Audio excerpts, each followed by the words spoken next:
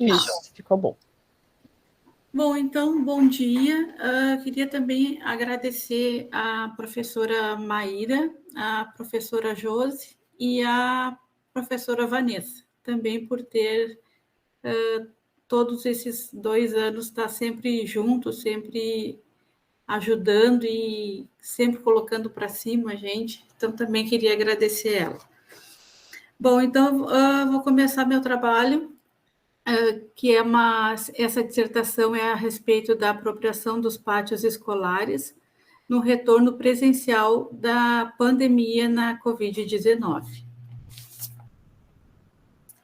Então, aqui foi colocado o sumário. O sumário, a estrutura da dissertação, ela está também mais ou menos como o sumário aqui, que foi dividido em introdução, fundamentação teórica, os procedimentos de pesquisa, resultados dos casos, recomendações, conclusões e as referências.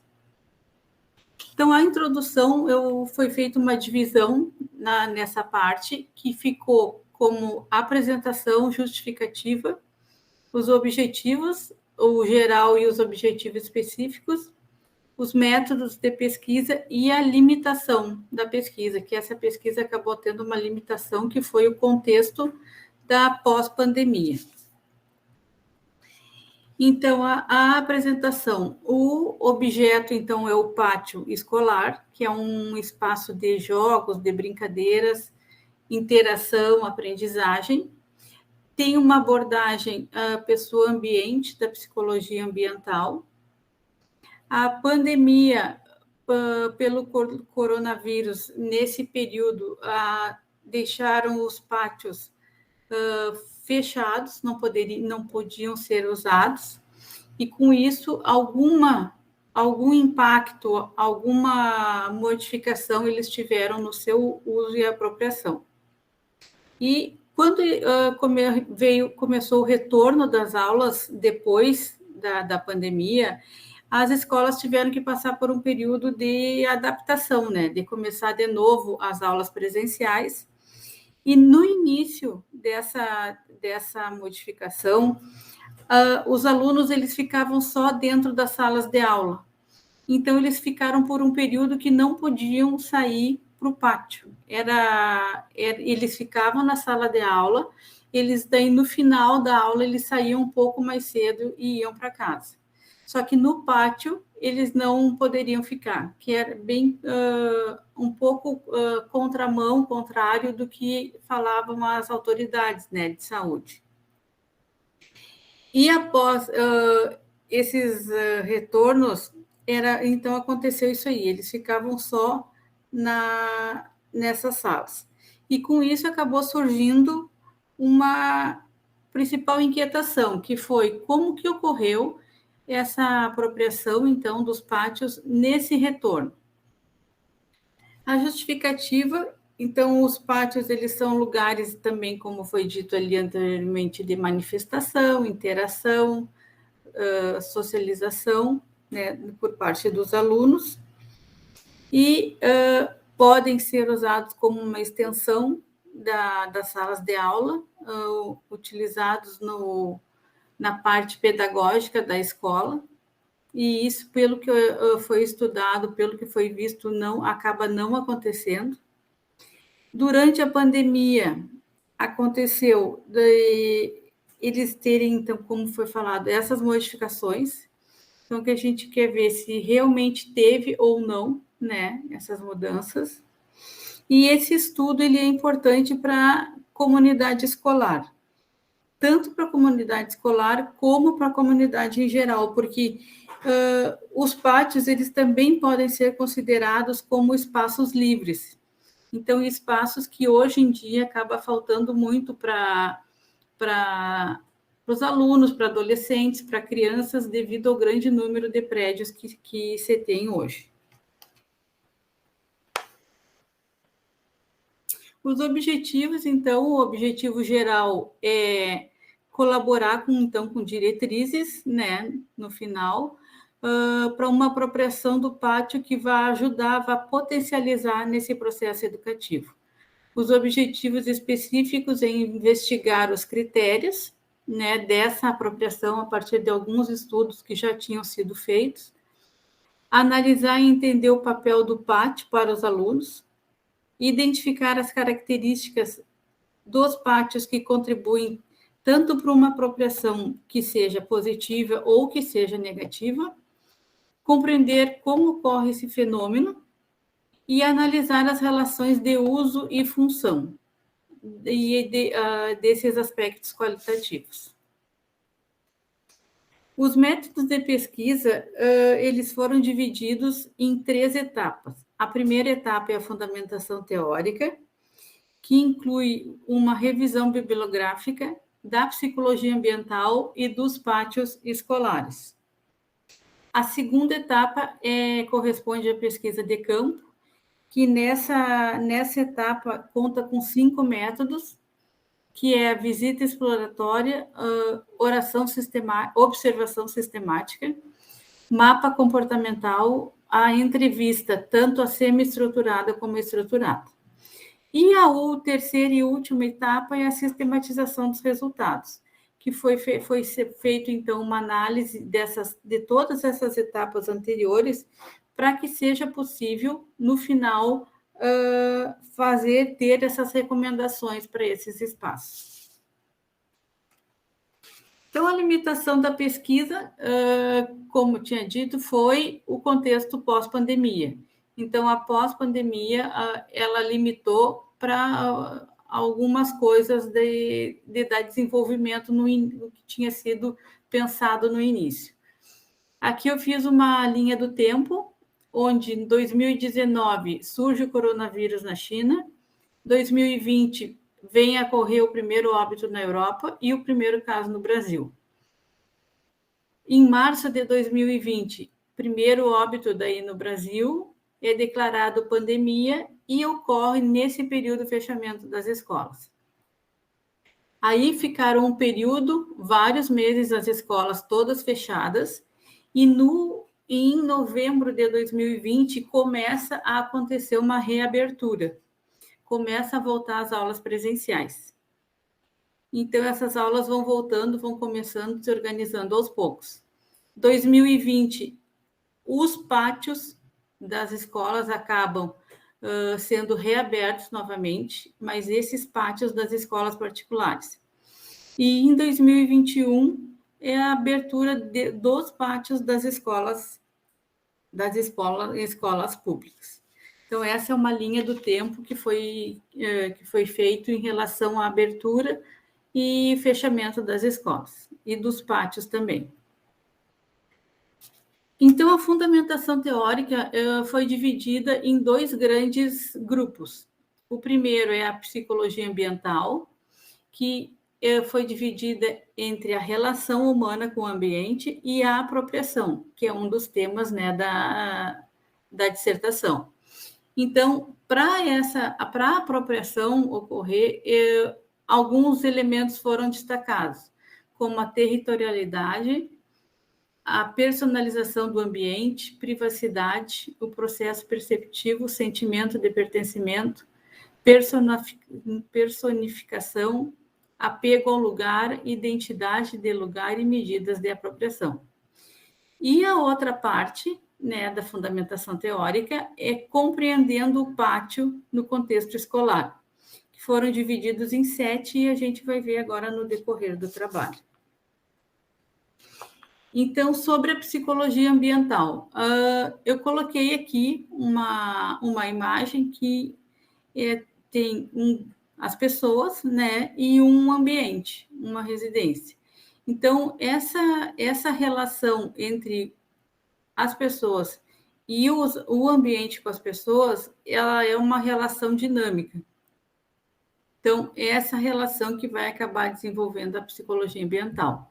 Então, é modificado por esta relação, é modificado o ambiente.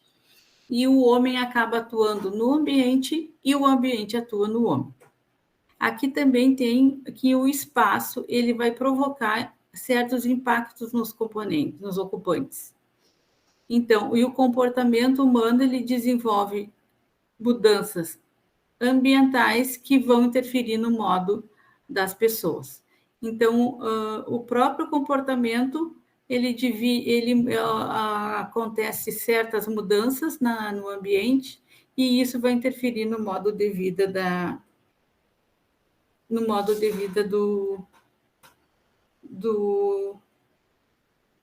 das pessoas. A apropriação, as concepções de apropriação no espaço da psicologia ambiental, elas são muito variadas, são diversas. Então, foi pego aqui de alguns autores que dizem o seguinte, que o processo processo é ligado à interação do sujeito com o entorno, de forma que se projete ou transforme o espaço em prolongamento da sua própria existência. E a interagir com o ambiente, o homem ele vai deixar marcas. Então, no momento que o homem está num ambiente, está num local, num apartamento, ele vai deixar marcas naquele ambiente. Então, e essas marcas ele reconhece no espaço e vai acabar se apropriando dele. Tem duas maneiras de identificação com o lugar. Uma é a positiva, outra a negativa. A positiva, ela é influenciada por ligações afetivas e atitudes que são de respeito com o ambiente, e a negativa, que é a alienação e a segregação, que já são características negativas como invasão, vandalismo e abandono. A apropriação ela é um processo que ela não vai ocorrer de uma hora para outra, não vai ocorrer no momento que a pessoa entra para um ambiente ou chega num ambiente e ela vai se apropriar desse ambiente. Ela vai ocorrer em etapas. A primeira coisa que vai acontecer são as mudanças, né, que este indivíduo vai fazer nesse ambiente. Depois, a identificação do sujeito com essas mudanças, com o estilo dele, com o que foi feito. E, por último, é a busca da preservação, de manter aquilo ali que foi feito. Os lugares, a apropriação ela pode ser feita tanto em locais públicos como privados, de maneira individual ou coletiva, e o próprio Estado, o próprio espaço, o próprio local, ele facilita ou ele pode dificultar uma apropriação. Então, isso aí também pode ocorrer dessa influência do espaço. E acontece também outra situação, que o espaço ele é reaproveitado. Isso ele vai poder ser reaproveitado muitas vezes pelo desejo das pessoas que ali habitam, né? Ou pelas necessidades que precisam os indivíduos. Mas aqui, para confirmar que esse espaço ele foi apropriado, que existem elementos do processo de apropriação. Então, são elementos que, tendo esses elementos juntos no ambiente, é possível dizer que não, esse ambiente foi apropriado, que é a privacidade do indivíduo, a personalização do ambiente, que o ambiente ele é modificado, ele é feito algumas alterações de acordo com aquela personalidade, de acordo com os gostos do indivíduo, a territorialidade, que ele considera de determinada maneira posse daquele espaço, a identidade do lugar, que com o tempo, a identidade leva um tempo maior, ele vai se identificar, o apego ao lugar, que também é o gostar, é o querer daquele espaço, a personificação, que é quando o indivíduo ele põe características dele, ele faz uma personalização maior que a personalização do ambiente. O sentimento de pertencimento, que é um sentimento que é inerente da pessoa humana, todo mundo tem que pertencer a algum grupo, a entidade, alguma coisa, e o processo perceptivo, que é aquele em que isso aí é muito variado, cada pessoa enxerga, cada pessoa vê um mesmo ambiente de várias maneiras. E a privacidade, que é quando o indivíduo ele consegue manter uma certa distância daquilo que ele não está querendo chegar perto. Então, ele tem aquele controle de, não, eu quero chegar perto de um indivíduo ou eu não quero. Então, seriam esses os elementos. E agora, a segunda, então, parte do referencial teórico, da revisão teórica, é compreendendo o pátio no encontro escolar. Aqui foi feito um histórico bem sucinto, bem breve mesmo, a respeito da arquitetura e pátios, né? A escola, nesse longo período, desde que iniciou o Brasil, passou por muitas transformações e muitas adaptações para chegar até os dias de hoje. Como, por exemplo, antigamente, na época do Brasil colônia, esse conhecimento ele era passado na casa de alunos, na casa dos professores, ou até mesmo em algumas salas que eram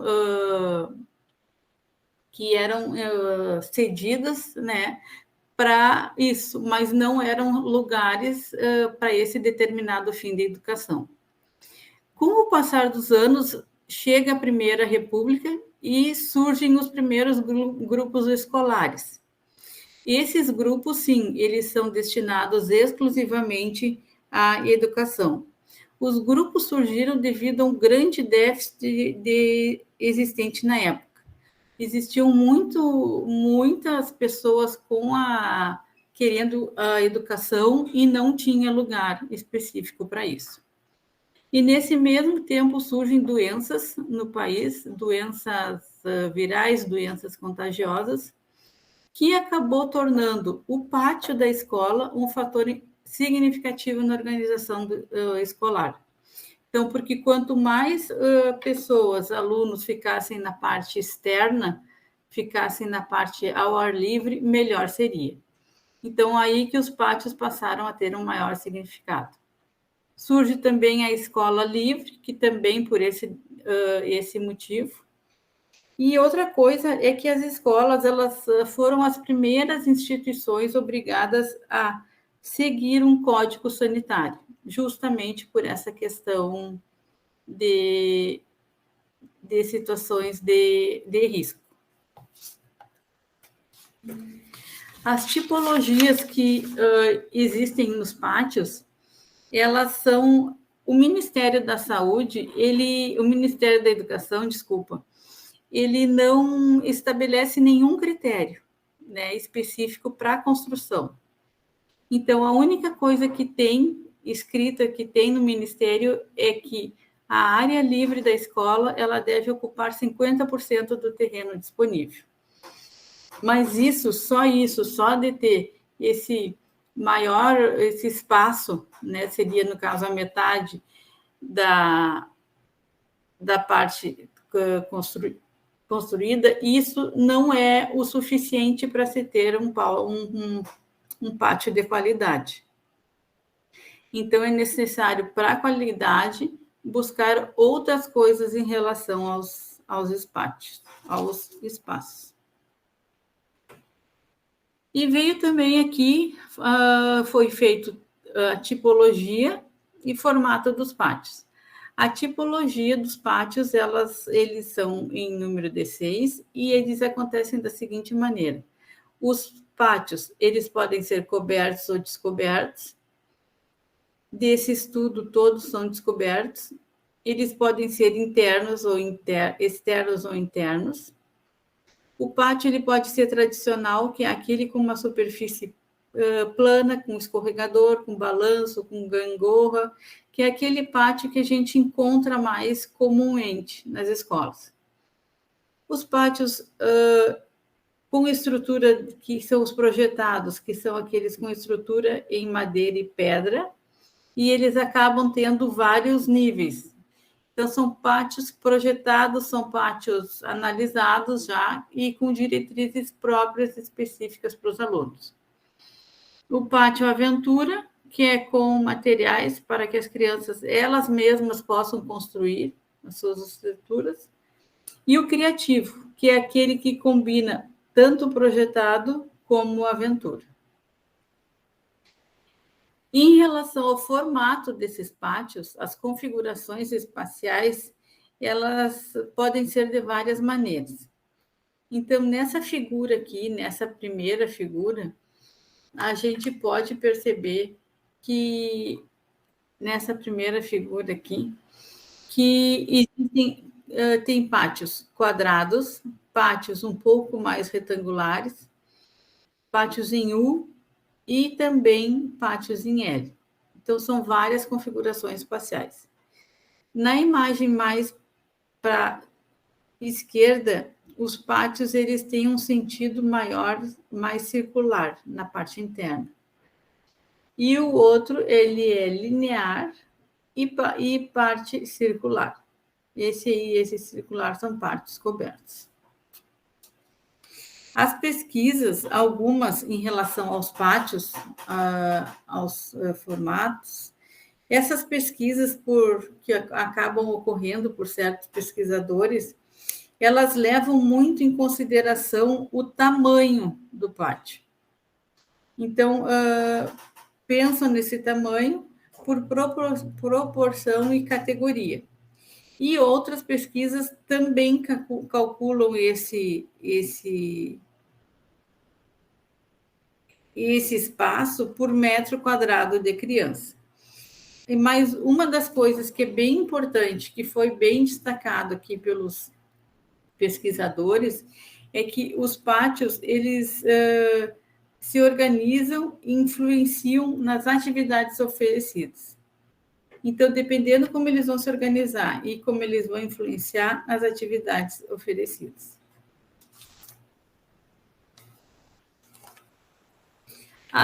Os usos e apropriações. Então, o pátio, como foi dito, é um lugar de socialização e convívio, tem um potencial pedagógico, permite apropriação pelos estudantes. O planejamento desse pátio, ele tem que ter a responsabilidade tanto do ensino como da aprendizagem. E os pátios, outra coisa que foi destacado é que eles nunca estão acabados. Então, o pátio sempre vai ter o que ser feito. Eles constantemente são modificados para atender às necessidades dos alunos. Porque os alunos, muitas vezes, saem um determinado grupo de alunos, entra outros, que esses outros têm determinadas características, determinados gostos, então, eles têm que ser constantemente modificados. E os aspectos qualificadores dos pátios. Esses aspectos de qualidade, eles são a respeito do multiuso, usar para várias atividades, capacidade de acordo com as atividades, o mobiliário fixo e variável, esse mobiliário fixo e flexível. Esse flexível é aquele mobiliário que pode muitas vezes ter rodinha, ele pode ser desmontado. 25 minutos de apresentação já. 25 minutos da apresentação. Tá. E vou correr, então. Esse mobiliário, então, ele pode ser transportado de um lado para o outro. Contribuir a estimular as brincadeiras, materiais e acabamentos de boa qualidade, conexão com áreas externas e boas condições de conforto ambiental. A qualidade dos pátios. Os pátios, eles buscam a integração entre aluno e ambiente, favorecer experiências sensoriais. Outra coisa que tem influência para a qualidade é as diretrizes de projetos, como a orientação solar, a morfologia, materiais e paisagismo. Conforto ambiental, que hoje passa a ser também uma das qualidades. A vegetação, que é muito importante, quando bem planejada, ela gera conforto, agrega valores estéticos. A acessibilidade espacial, que hoje a acessibilidade ela se tornou um parâmetro em qualidade de pátios, porque é necessário que a escola ela seja participativa e sem discriminação. E também a organização, tanto espacial e funcional. As funções desses pátios. Bom, foi colocado aqui 4 principais funções. Existem outras, mas essas 4 foram consideradas as principais, que é a função social, com a interação e o diálogo, função ambiental, que é a educação ambiental, a pedagógica, que é aquela que a gente fala, então, das aulas do pátio, de se tornar uma extensão das aulas, e a recreativa, que é o convívio em grupo, o convívio de brincadeiras na hora dos recreios. A recreação e atividades realizadas. A recreação é uma atividade prazerosa, espontânea e criadora. O objetivo dessa recreação é preservar tanto a saúde mental como física do aluno. As brincadeiras na hora do recreio, elas vão ter função lúdica e educativa. E as atividades que ocorrem no pátio, nessa hora do recreio, também estão relacionadas com os brinquedos ali presentes.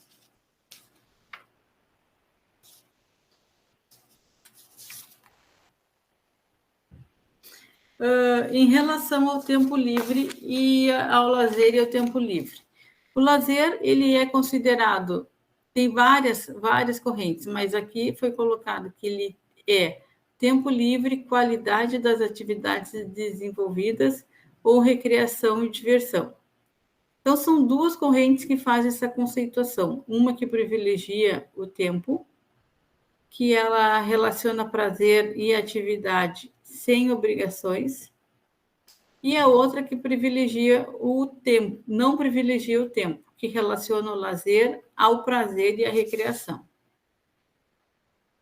O lazer ele pode ser dividido em 2 classificações, que é o ativo, que é aquelas atividades que requerem esforço, como correr, brincar, caminhar, e o passivo, que é aquelas que não demandam movimento, que é conversar, descansar, ler, dormir. Existem vários espaços de lazer, vários espaços em que a pessoa pode ir e conseguir ter um lazer em lugares.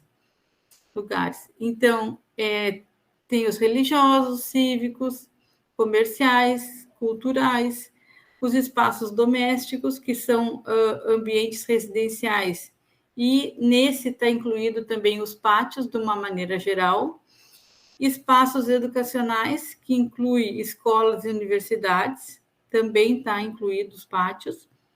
Depois, esportivo, turístico, espaço social e gastronômico. Então, esses são os espaços que compõem o lazer. E agora vem, então, o procedimento de pesquisa, tá? Essa é uma pesquisa, uma abordagem multimétodos e qualitativa. É na cidade... O local da pesquisa, então, foi na cidade de Santa Maria, né, no estado do Rio Grande do Sul, que é uma cidade que se destaca por alguns centros universitários públicos e privados e por algumas grande quantidade também de escolas públicas e privadas.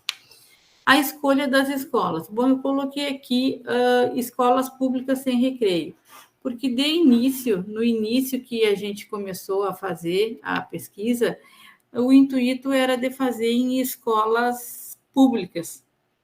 Então, sempre tivemos essa ideia de fazer em escola pública. Aí, na hora que foi necessário ir nas escolas, ir fazer a análise de campo, foi deparado com escolas que não tinham recreio. Então, as escolas elas estavam fechadas, elas tinham os alunos, mas não era liberado pelo recreio. Isso aconteceu tanto em escolas estaduais como nas municipais. Então, tivemos que partir para um plano B. O que aconteceu nesse plano? Pensamos, então, em partir para escolas particulares. Nas escolas particulares, algumas não aceitaram, não quiseram fazer parte da pesquisa, mas teve outras que aceitaram muito bem. Então, gostaram de participar, tiveram interesse, abriram as portas, então, das escolas para a gente. Essas escolas, então, elas são privadas, uma é no centro da cidade, as outras duas são em bairros. E uma das coisas interessantes é que esses pátios, eles são bastante heterogêneos. Não são pátios semelhantes que iria dar resultados parecidos, alguma coisa assim. A etapa da pesquisa, ela foi dividida em análise do pesquisador e análise do usuário. A análise do pesquisador tem os métodos visita exploratória e observação sistemática, que é a realização do diagnóstico do ambiente. E o mapa comportamental, que é o estudo da pessoa e ambiente. E essa análise da percepção são as duas entrevistas, uma com a coordenação pedagógica e outra com os alunos da escola. Então, em relação aqui à visita exploratória, é o primeiro contato com o local, análise da funcionalidade do ambiente e verificar os pontos positivos e negativos. Dessa análise, dessa visita exploratória, foi feita uma ficha de inventário ambiental, que ela foi desenvolvida para ser aplicada nos pátios dos colégios. Então, como foi feita essa divisão? Em 4 grandes aspectos: contextuais e ambientais, que inclui ali topografia, localização e tráfego do entorno; os aspectos funcionais, que inclui acessibilidade, mobiliário, circulações; os aspectos estéticos, que aí já está relacionado a revestimento, cor, padronização e textura; e os técnicos e construtivos, que é quanto a manutenção e durabilidade. Então, essa ficha ela foi aplicada em cada um dos pátios.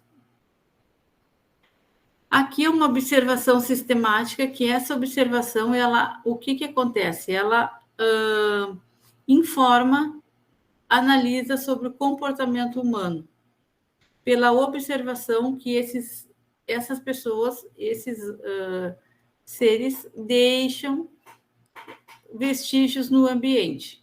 Então, esses vestígios que as pessoas muitas vezes deixam, pode ser consciente, mas também pode ser inconscientes. E também nessa observação sistemática foi feita uma ficha com o registro dos traços físicos. Foram feitas 2, na realidade: a ficha baseada em Zeisel e a ficha baseada em Sommer. A ficha baseada em Zeisel, ela foi dividida em 4 grandes grupos, que eu vou explicar depois na ficha que vai ser mostrado, e o Sommer, que é a identificação do traço, identificação do caráter, identificação da origem. Então, foram feitas dimensões espaciais nessas 4 divisões. Aqui, então, essa é a ficha dos traços físicos, onde no primeiro, os 4 grupos foram divididos aqui. O primeiro grupo, ele é de produtos de uso, e vai aparecer os 3 que estão dentro desse grupo: desgaste, deposição e ausência. No lado vai ter a opção sim ou não, para dizer se esse traço foi encontrado naquele ambiente ou não. E na coluna bem à esquerda é usado para colocar alguma fotografia. A mesma coisa nas adaptações para uso, em que tem adereços, conexões, separação, com o sim e o não. As manifestações da identidade, também, mesma coisa. E aqui as mensagens públicas. E a partir daqui, da identificação, começa a ficha de Sommer, que daí ele se refere à escala, se é arquitetônica, urbanística, caráter, origem, e aí aqui alguns elementos que ele considera importante. E, por último, o mapa comportamental, que é um mapa que identifica os fluxos, interações e movimento. Ele identifica esses percursos e a aplicação de afetividade dos lugares.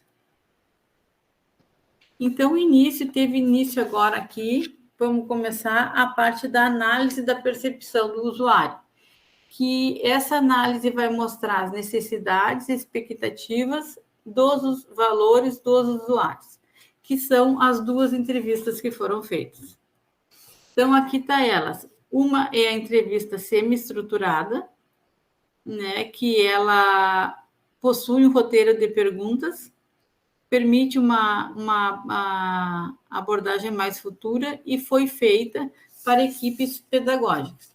Aqui está algumas perguntas que era para reconhecer mais como funcionava o pátio. O que costumava ser feito, se era usado na parte pedagógica da escola, pontos positivos, então algumas questões para descobrir essas informações. E a entrevista estruturada é quando assemelha muito a um questionário, mas quando o pesquisador está presente e as pessoas estão respondendo, ele não é questionário, e sim uma entrevista. Então, foi feito esse questionário no Google Forms, foi feito também, desenvolvido um QR Code. No dia de responder esse formulário, foi levado um QR Code para cada aluno, né, que eles acessaram o QR Code através dos seus celulares e responderam ali o questionário. Foram alunos do sexto ano à terceira série, 267 alunos respondentes, e o questionário tinha um número de 23 questões, abertas e fechadas. E aqui, por último, as análises dos resultados, que foram de duas maneiras. A matriz das descobertas, que é um meio gráfico numa planta baixa com as principais informações, e a matriz das recomendações, que é a apresentação de recomendações, então, e essas recomendações são de curto ou médio prazo. Aqui, então, vem os estudos de casos. As escolas foram denominadas de escola A, B e C. A escola A, ela é da região central, abrange a educação infantil ou ensino médio e tem em torno de 1.220 alunos. Na visita exploratória do pátio, o que foi possível descobrir? Que o acesso ao pátio ele ocorre dos dois prédios, um prédio que é do ensino fundamental e o outro que é do ensino médio. Então, os dois prédios têm acesso direto ao pátio. Ele tem um formato mais quadrado, é cercado pelas edificações, além das edificações da escola, ele tem edificações de outros prédios que tem do lado. Tem uma implantação norte, que é mais complicado durante o verão à tarde.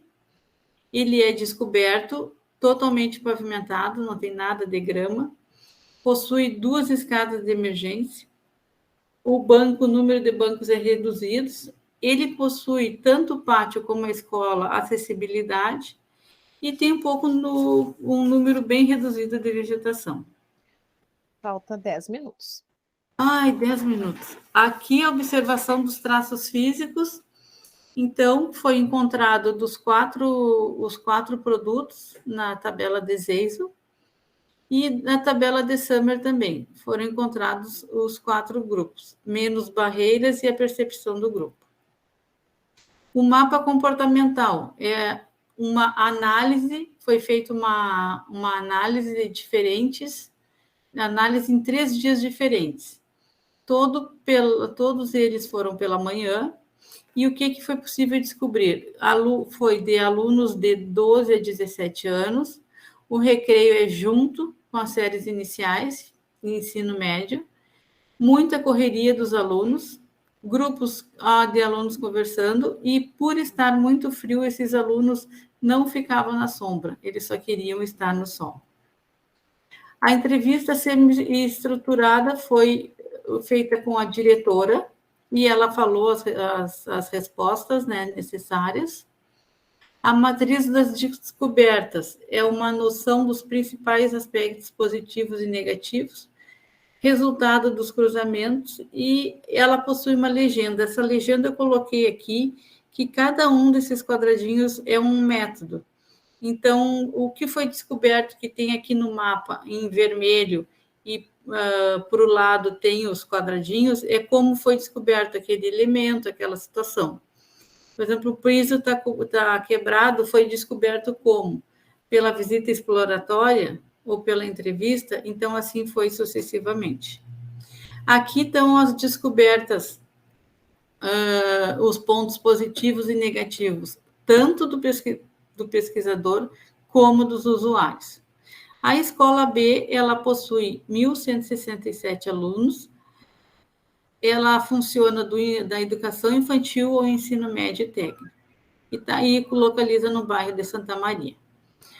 O pátio, ele é acessado por uma parte lateral do prédio, ele é cercado pela edificação em só um dos lados, tem implantação norte, é descoberto, é todo pavimentado, não tem bancos, são muito reduzidos, pouca vegetação, o que eles possuem é uma quadra de futebol e ele não é totalmente acessível.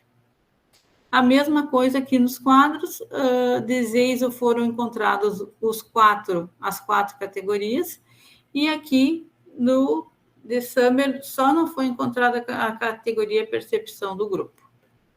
O mapa comportamental dessa escola, aqui tem uma planta esquemática, né, que é para localizar onde está o pátio na construção.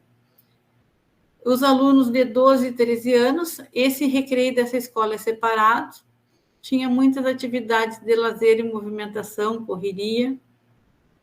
A entrevista foi feita com o coordenador. A matriz das descobertas também aspecto positivo e negativo do pesquisador e do usuário.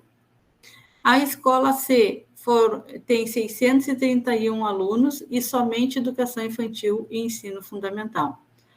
O pátio, o acesso ao pátio é pelo prédio principal, tem um formato mais retangular, cercado por áreas verdes, é descoberto, algumas partes são pavimentadas com grama, bancos reduzidos e lugares sem acessibilidade.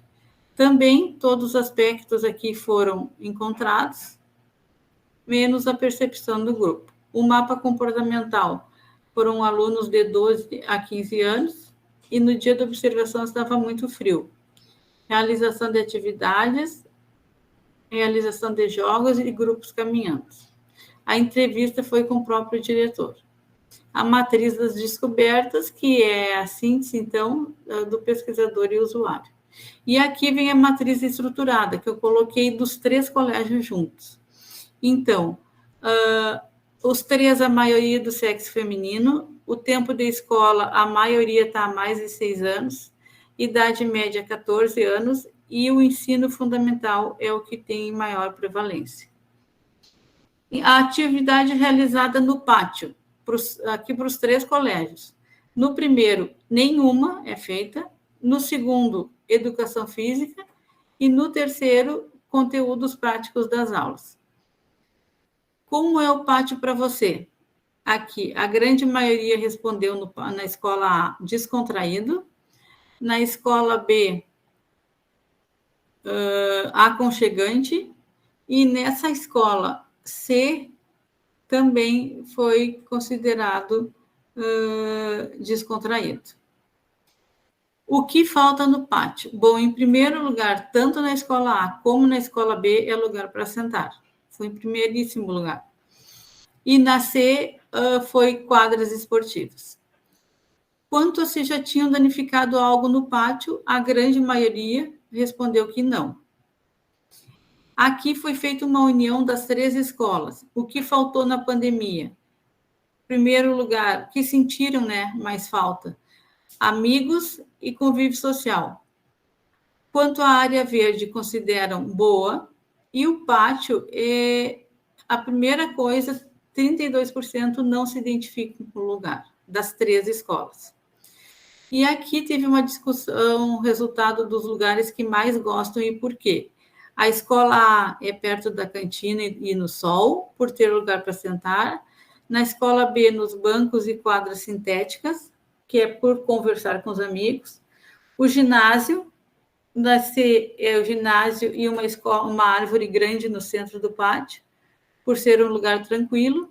Os lugares que não gostam e por quê? A escola A é na cantina e meio do pátio, por muitas crianças correndo. A escola B, o bar em volta da quadra. E na C é o campo de eucalipto. Aqui, o que falta no pátio das 3 escolas? A e B é bancos e na escola C é quadras. As maiores insatisfações dos alunos é falta de mobiliário, áreas verdes, recreio juntos e quadras esportivas.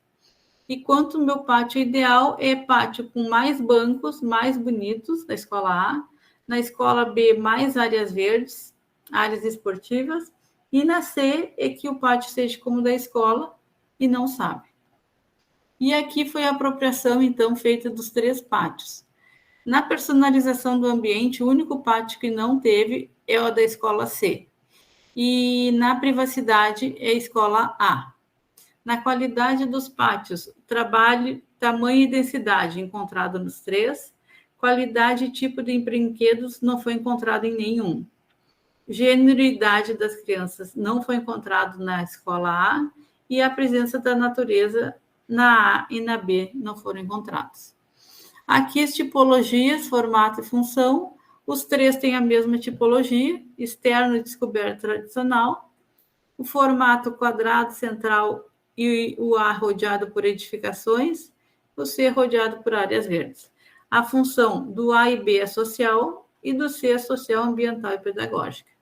E aqui são algumas diretrizes, né, das escolas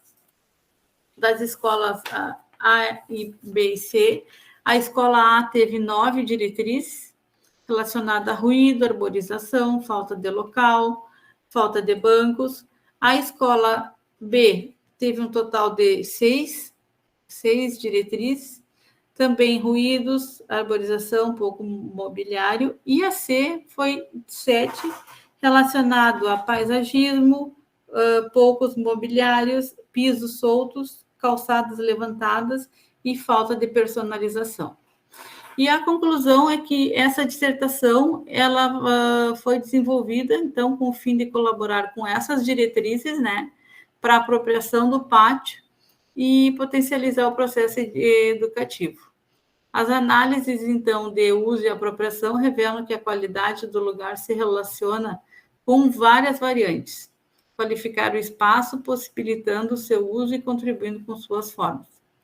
A análise dos estudos demonstra que costume, aspectos ambientais vão influenciar as relações de uso e apropriação. E que espero também que este trabalho possa contribuir para que novos estudos possam acontecer com o intuito de buscar o equilíbrio nas relações que o homem e o ambiente se apropriam. Seria isso. E aqui a bibliografia. Muito obrigada, Ju, pela tua apresentação.